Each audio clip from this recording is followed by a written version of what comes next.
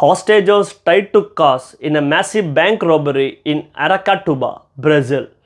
Bank robbers pinned civilian hostages as the human shields on the outside of their cars in a massive attack in Brazil that killed at least 3 people. About 20 robbers armed with the machine guns, bombs, and drones were reported to have entered 3 banks in downtown Aracatuba, 290 miles from Sao Paulo, around midnight.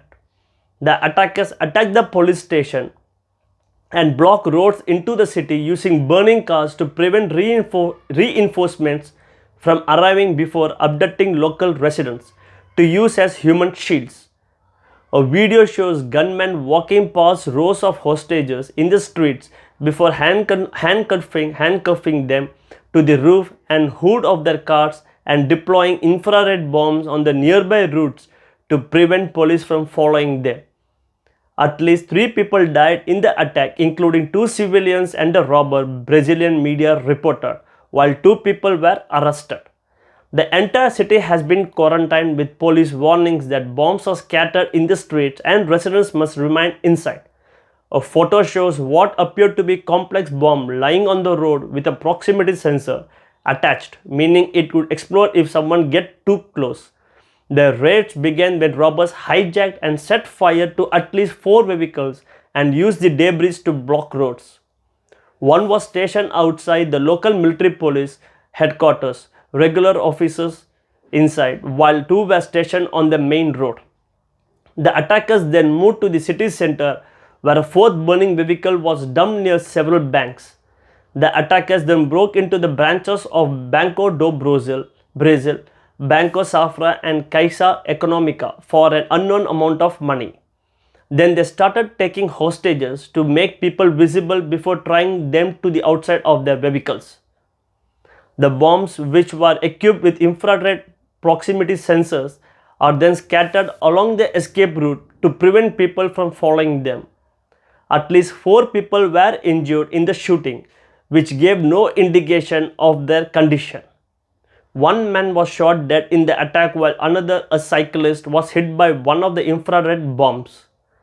Aracatuba Mayor Dilador Borges said police were forced to withdraw for fear of civilian casualties. The police can't attack, they can't hold it because there are too many lives online, he told. Since then, security forces have regained control of the city center, but the fate of the hostages is unclear, he said. How much money the robbers stole is not known, and the exact number of hostages is unknown. One shot showed at least 4 people moving in the streets of 2 shooters, at least one of whom was shot in the air. Another captured by surveillance camera shows a line of cars believed to have been used by the assailants turning down the road. At least 10 hostages were tied to the outside of the vehicle. Some remained in the cover, one stuck to the roof. Others came out of the hole with their hands raised.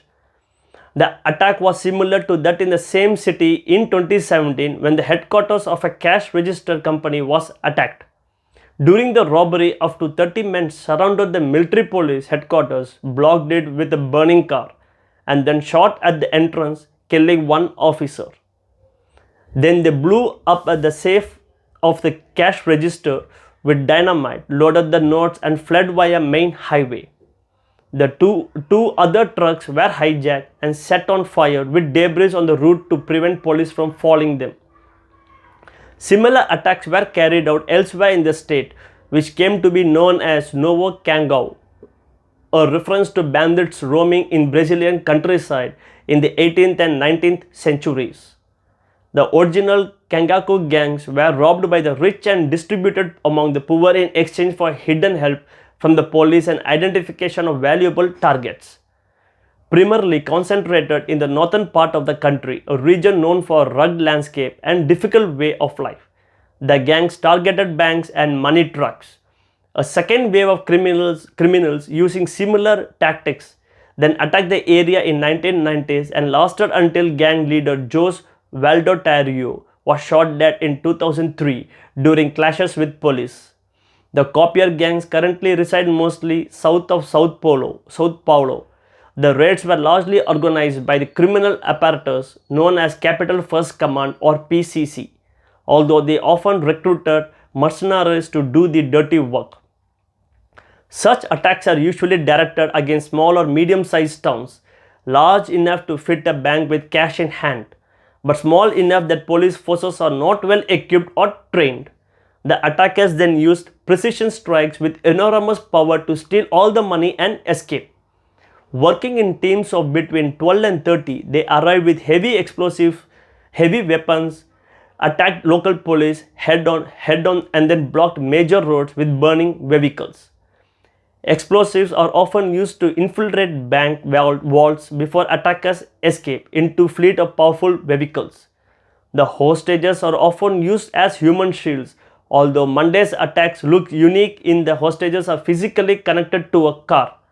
According to police, attacks by Nova Kangakop began 6 years ago but have become more frequent since then. The last time before Monday's attack in Batukatu last July 40 gunmen attacked 3 bank branches in the city, destroying one of them with explosives, taking hostages and starting a shooting with police. Thanks.